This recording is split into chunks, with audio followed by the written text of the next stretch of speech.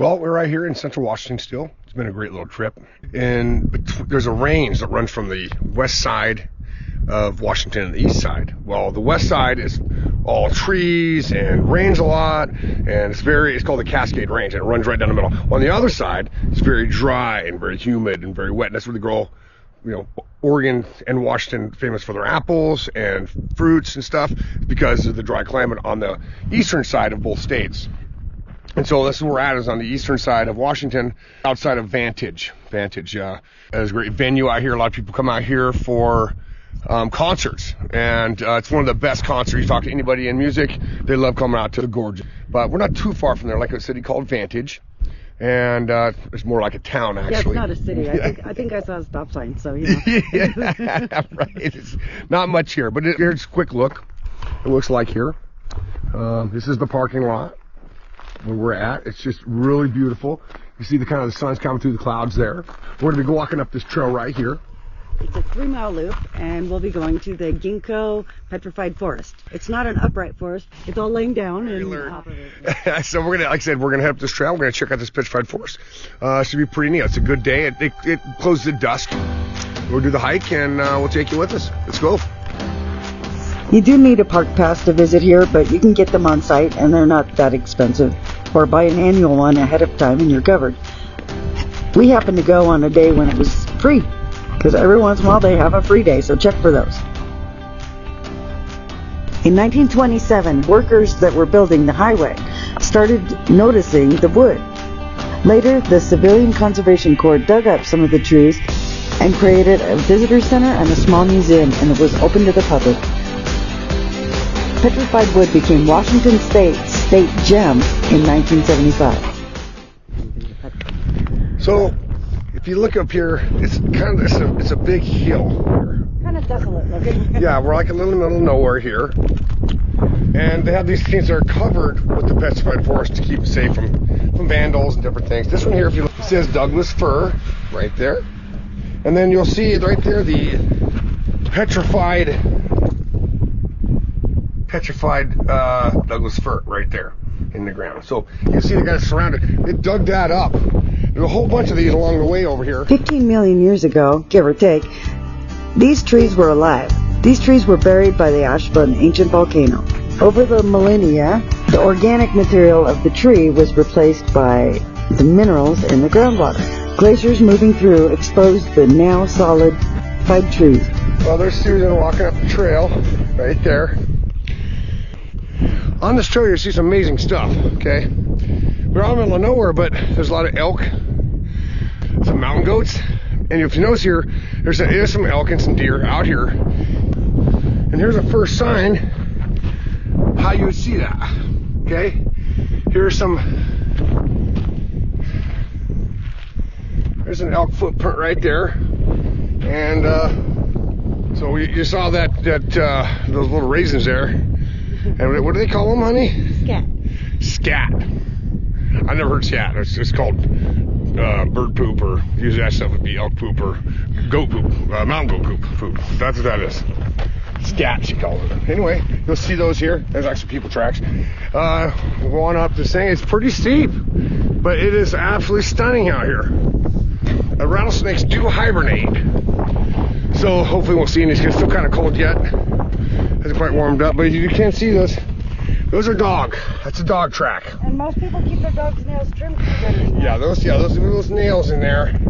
See how sharp those are? Those are coyotes.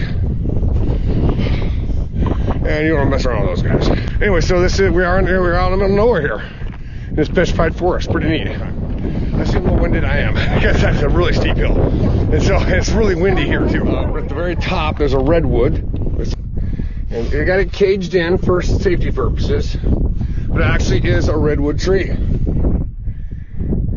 That has been mineralized.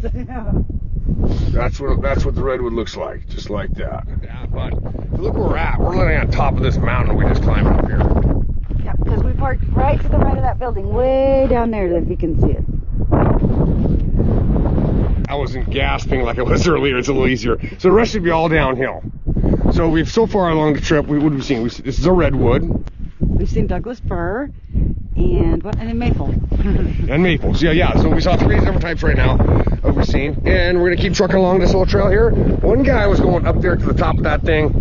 We like to abide at all times by the laws of the land and the Forest Service. We love you. You ever wondered where, if you see sagebrush, like the movies, just rolling and rolling and rolling? And a tumbleweed, yeah, a tumbleweed. Where a tumbleweed comes from? If you ever wonder where a tumbleweed comes from, I'm going to show you right now. Well, this is what a tumbleweed tree looks like, just like that. And that's a little tumbleweed right there. So these cool little trees, like bushes, that's one, and they turn into tumbleweeds. Kind of all over this place up here. Kind of spooky looking. They look dead and like they belong in a cemetery. Yeah. Those actually look pretty fresh, actually. Maybe we'll see some deer or some elk or something out here. Coyotes, who knows? And the real name of those, by the way, is called sagebrush. Sagebrush makes your tumbleweed. So that's what exactly makes. So your tumbleweed is actually called sagebrush.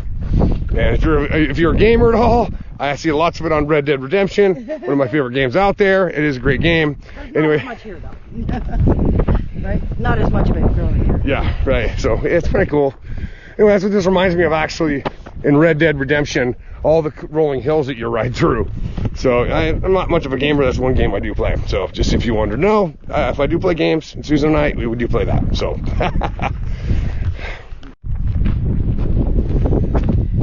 Well, if you look right there, you can kind of see them. They're kind of like little, like... kind of like a little tree crypt or something, yeah. Yeah, kind of like a crypt. So you kind of see them there. This is a horse chestnut. There it is right there, horse chestnut. That is a good one. That's a cool looking one. See how, if you really look at it from here, if you get a good look at that, petrified piece of wood, it really looks like kind of like glass. It's kind of cool. You don't see that like that kind of beauty very often. It feels kind of cold, but smooth and soft and velvety almost. It's really weird. It's rock, but it doesn't feel like rock. You know. She's just trying to say that's her kind of wood. That's what she's trying to say. Yeah, that's what she's trying to say. She likes that kind of wood. You know, everyone's their own. We're good about that. Okay, we're fine. Yeah. I like my smooth velvety wood.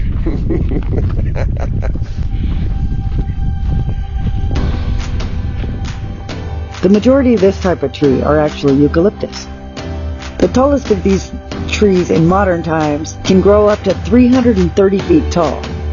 These trees got their name by the gooey resin that they bleed when they're hurt.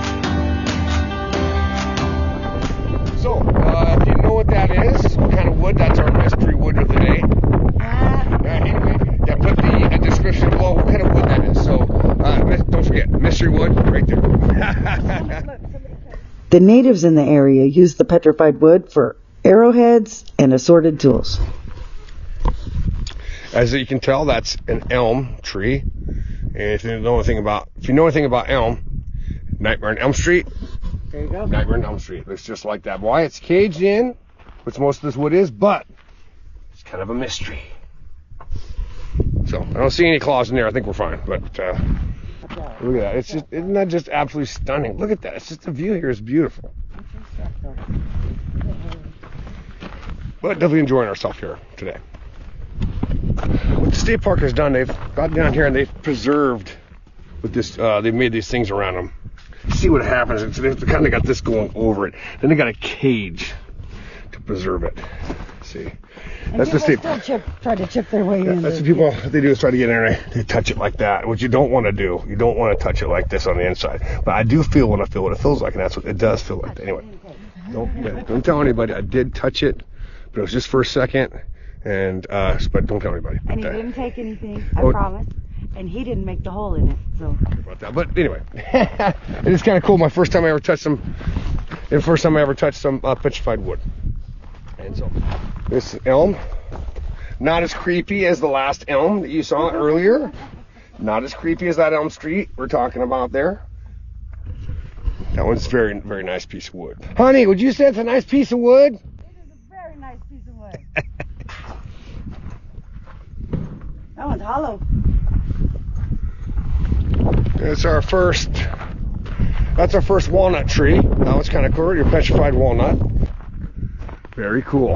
Like I said, we just hiked down that, right that way, and came across the walnut one. Next one, over here. It's right behind us in the walnut tree, right there. Well, Susan made a very good point up. Cause we just saw another walnut just down here, right over there. We just saw that one, right over there. We were just looking at. The way it fell, or laying, yeah. The way it's laying is that way. So our guess is that that's probably the same tree. Yeah, different ends of the same tree. This one's hollow as well, and it's both walnut and, possibly. That's our guess. So I think she's right. So anyway, that's the walnut. I think that's. Did you count the rings? You don't know how old the tree is. Okay, you got to count the rings. Okay, just to make sure. That's what we're doing. They're a little buffered right now, but Yeah. So if you counted the rings, put it in the link description below.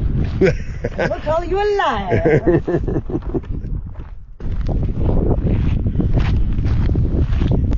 Oh, okay.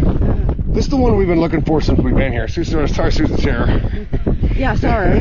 So it's called the Ginkgo Forest, and I've been looking for I've been thinking, where's the ginkgo tree? Where's the ginkgo tree? Well, anyway, we just found it. You finally found it. It was Douglas fir, spruce, all these other ones, but we actually found it. Here's the ginkgo right here. This is the main one we've been looking for since we've been here, and there it is. There's the ginkgo one. That's it right there. Ginkgo tree is called the living fossil because it was around 290 million years ago. Most trees around then are long gone now.